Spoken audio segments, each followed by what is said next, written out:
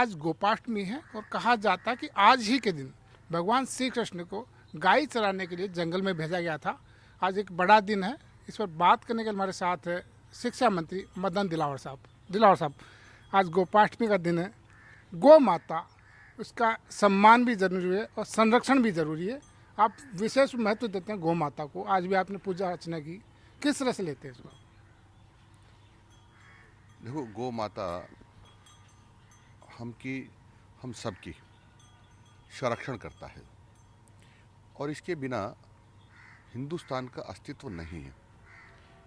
क्योंकि आप सब जानते हैं कि गौ माता का गोबर और उसका मूत्र हमारे खेती योग्य ज़मीन की उर्वरा शक्ति बढ़ाता है।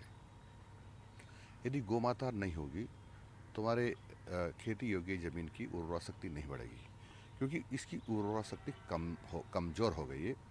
यानी दूसरे शब्दों में कहूँ तो अस्वस्थ हो गई है धरती माता, क्योंकि इसमें पेस्टिसाइड और रासायनिक खाद डालते डालते इसकी उर्वरा शक्ति कमज़ोर हो गई। यदि हमको सबके लिए खाद्यान्न चाहिए और सब चाहते जिंदा रहना, तो फिर गौ माता का संरक्षण, उसका जिंदा रहना भी बहुत आवश्यक है। इसलिए हम सब लोग ऐसा काम करें जिससे गौ माता को नुकसान न हो।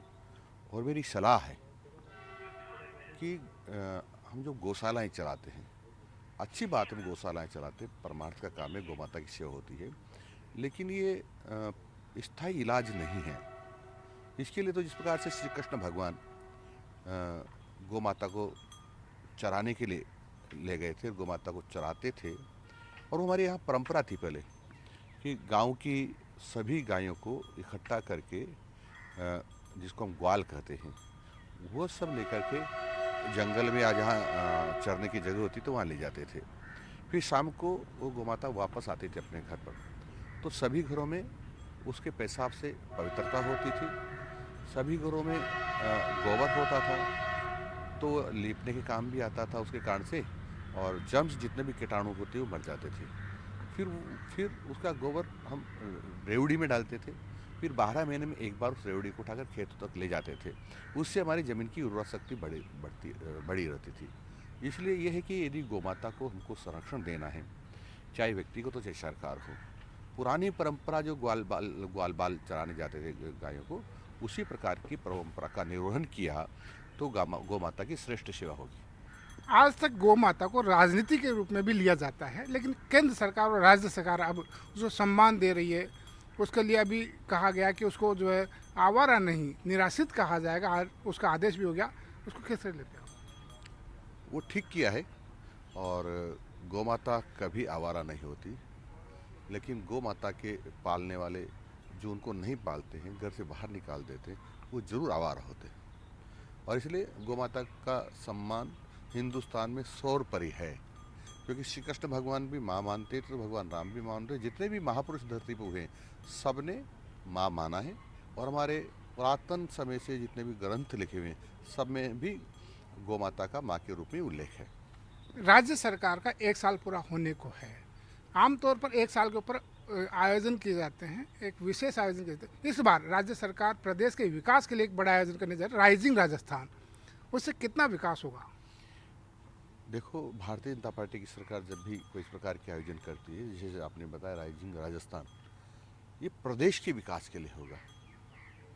और प्रदेश का जब विकास होगा तो लोगों की बेरोजगारी भी कम होगी या ख़त्म होगी। तो ये राजस्थान के सर्वांगीण विकास के लिए काम हो रहा है। और उस दिन काफ़ी MOU और भी होंगे। अभी तक काफ़ी MOU हो गए हैं और भी होंगे, और सब राजस्थान के बारे में जानना भी चाहते हैं। मैं जानने की बात इसलिए कर रहा हूँ कि यहाँ के हैं, लेकिन कई वर्षों से राजस्थान को अपने व्यापार करने की वजह से उनका कम आना जाना होता है या छोड़ दिया है। वो सब इस धरती माता से जुड़ना चाहते हैं राजस्थान की से। इसलिए सब सामूहिक रूप से आएंगे, बातचीत करेंगे, संगोष्ठी होगी, तो अधिक राजस्थान का विकास करने में उनकी रुचि बढ़ेगी। प्रदेश में 7 सीटों पर उपचुनाव है। आप लगभग सभी सीटों पर जा चुके हैं, प्रचार भी आपने किया। कितनी सीटों पर बीजेपी बढ़त बनाएगी? देखो, 7 में से 7 सीट ही जीतेंगे, क्योंकि अभी जो मूड है ना जनता का, वो इस प्रकार का मूड है कि हम किसी भी कीमत पर देश का नुकसान करने वालों को वोट नहीं देना चाहते। हम किसी भी कीमत पर धारा 370 जो अभी भी वहाँ के जम्मू कश्मीर की लोक विधानसभा में प्रस्ताव पास किया है और कांग्रेस उनका समर्थन किया है, तो ऐसे लोगों को, ऐसे ऐसे देश के दुश्मनों को जो वापस हमारे कश्मीर को बांटने का यत्न कर रहे हैं, उसको कभी भी वोट नहीं देंगे। इस प्रकार का वातावरण है। भ्रष्टाचारियों को वोट नहीं देना चाहते, दुराचारियों का समर्थन करने वालों को वोट नहीं देना चाहते, आतंकवादियों का समर्थन करने वालों को वोट नहीं देना चाहते। आपको तो जानकारी होगी ही कि बाटला हाउस में जब आतंकवादी मारे गए तो कांग्रेस की बहुत बड़ी नेता, जिसको राष्ट्राध्यक्ष थी संभवतः उस समय, तो बहुत रोई। और ये मैंने नहीं कहा क्योंकि मैं तो उनके घर में था नहीं, लेकिन उनके बेटे राहुल जी ने कहा कि मेरी माँ बहुत रोई कि हमारे लोग मारे जा रहे हैं।